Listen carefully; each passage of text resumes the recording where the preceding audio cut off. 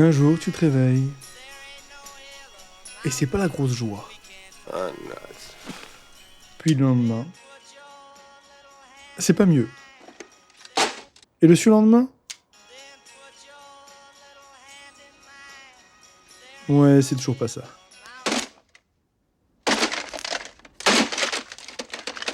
Et cette impression que quelque chose s'est brisé, c'est pas juste ton réveil. C'est ton cerveau qui te signale que ton quotidien n'est pas aligné avec tes besoins. Et c'est un signal extrêmement important qu'il ne faut surtout pas négliger.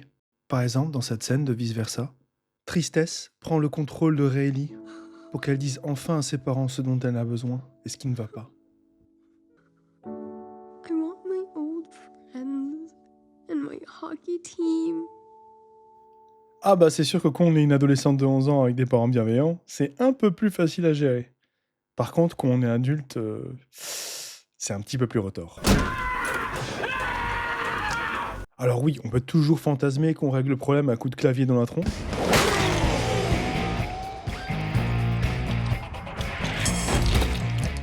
Alors même si ça fait du bien, c'est pas vraiment une solution long terme. Installe-toi bien, viewer, et laisse-moi te présenter tout un tas de films qui te ramèneront sur le chemin du bonheur. Alors bien sûr, il faudra suivre 2-3 étapes et respecter 3-4 conditions.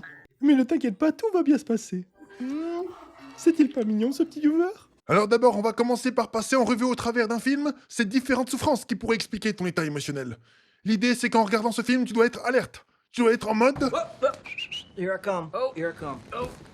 Afin que tu puisses trouver assez facilement ce qui ne va pas, te concentrer dessus, et si possible, le résoudre. Et quel meilleur film pour ça que American Beauty de Sam Mendes sorti en 2000? Sans déconner, si on devait décerner un prix pour un film regroupant le plus grand nombre de personnages dysfonctionnels, du fait de leurs démons, American Beauty mérite la Palme d'Or. Et ce qui est génial dans ce film, c'est que toutes leurs souffrances vont entrer en synergie pour faire évoluer les personnages dans tous les sens. Je vais en passer en revue les principaux en essayant de pas trop spoiler. Ce film parle de deux familles qui sont voisines, les Burnham, famille un peu plus classique, et les Fitz, qui sont, comment dirais-je, je vous laisse juger par vous-même. I'm sorry, what? What's the matter with you, Twardowski? Don't you like our early morning? Mom, nobody said anything. Oh, I didn't like him at first. How do you like him now? I'm sorry. Voilà.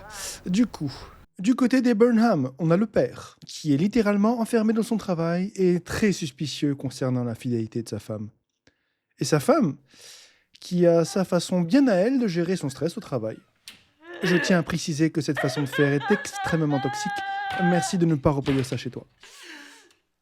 Shut up! Stop it, you weed, you baby! Shut up! Shut up! Shut up! Et enfin, on a la fille. Bon là, rien d'extraordinaire, hein, une adolescente quelconque qui fait sa crise. Du côté des Fitz, on a le père qui, lui, est assez suspicieux de tout. This country is going straight to hell. Ouais, en fait, le mec, c'est complètement un cliché ambulant de masculinité toxique. Et ceci explique cela. Colonel Frank Fitz, U.S. Marine Corps. La mère... Mom. Hello. I don't eat bacon, remember? toujours aussi spéciale. Et enfin, le fils Fitz. À part son côté chelou à vouloir constamment tout filmer, c'est vraiment le personnage qui va être à la fois le catalyseur et le réparateur des autres, pour peu qu'il y ait encore quelque chose à sauver. Ce personnage est tellement plein d'authenticité qu'il est une invitation permanente à être soi-même. Ce personnage a un passage où pendant littéralement au moins 3 minutes, il explique comment il arrive à trouver de la beauté dans l'errance au gré du vent d'un sac en plastique. Et vous savez quoi? C'est l'un des plus beaux discours sur le sens de la vie que j'ai pu trouver dans le cinéma. Sans déconner, si tu ne l'as pas encore vu, va voir ce film et amuse-toi à essayer de deviner quel est le démon qui t'anime. Avant qu'on enchaîne sur la prochaine étape, il est important pour moi de te dire quelque chose. Si American Beauty t'a aidé à trouver l'un de tes démons, ou ne serait-ce que donner une petite piste pour trouver l'origine de ton mal-être, bah c'est génial. Et si c'est pas le cas, c'est probablement que ta souffrance est un peu plus profonde et nécessitera une introspection plus poussée, qui serait intéressant de faire accompagné d'un spécialiste. Et dans tous les cas, mais quelle que soit ta souffrance, c'est important que tu intériorises ce message.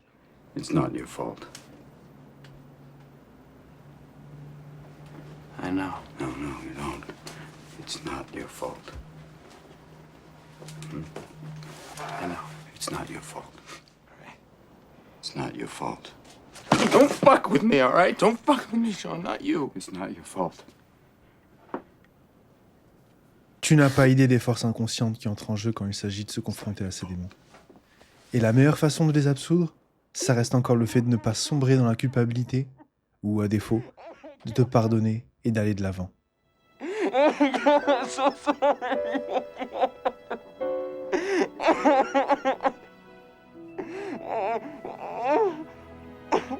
Fuck them, okay? Et quoi de mieux pour les emmerder que de faire absolument ce que t'as envie?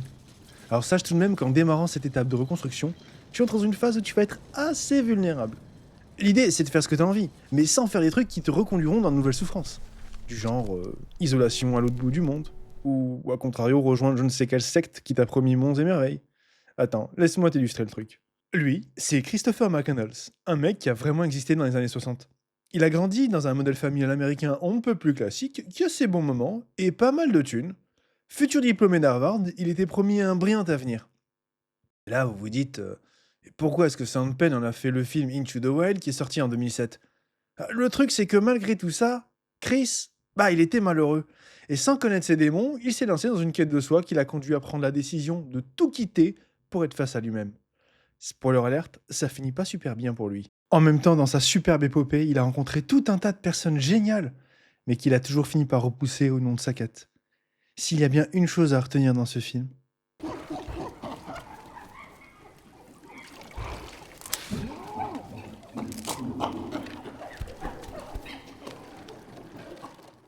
et si vous avez un doute, je vous invite à aller le voir. Bon, maintenant qu'on sait qu'il faut faire des trucs, mais sans pour autant s'isoler, voyons comment faire des trucs sans se faire laver le cerveau. Go to the seminar, Carl.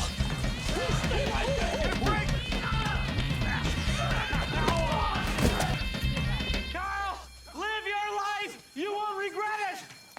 Par exemple, si comme ça au hasard une personne t'invite à venir braquer une banque histoire de te sentir vivre, What if I si vous commencez à vous sentir un petit peu trop enfermé, say the other word? Things can get a little dicey. You ready to make a covenant? fuyez. Yes. Yes! Make me believe it! Yes! Yes! Yes!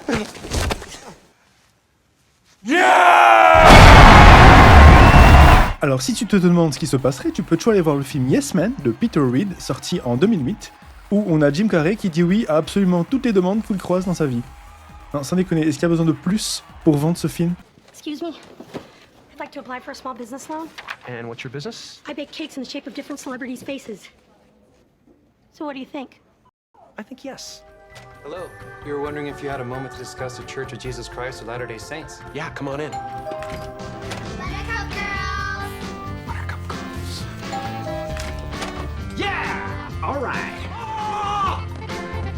Bon indépendamment du côté complètement perché de Jim Carrey, ce film est excellent pour t'inviter à prendre tes propres décisions, tout en te proposant une liste d'activités qui sont, ma foi, fort sympathiques, pour peu que tu sois à court d'idées de trucs sympas à faire. En résumé, pour sortir de ton mal-être, il faut que tu prennes conscience et confrontes ce qui te fait souffrir. N'hésite pas à demander de l'aide pour ça.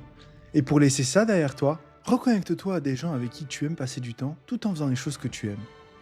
Et de façon pragmatique, la façon la plus simple, ça reste de garder 2-3 activités qui t'amusent et dont tu es fier, où tu vas à ton rythme, en toute autonomie. Et 2-3 autres activités que tu as plaisir à faire avec d'autres personnes. Ah oui, et j'oubliais, un dernier truc super important. You gotta enjoy the little things. Good night. In the words of the immortal philosopher Jean-Paul Sartre, au revoir, good friend.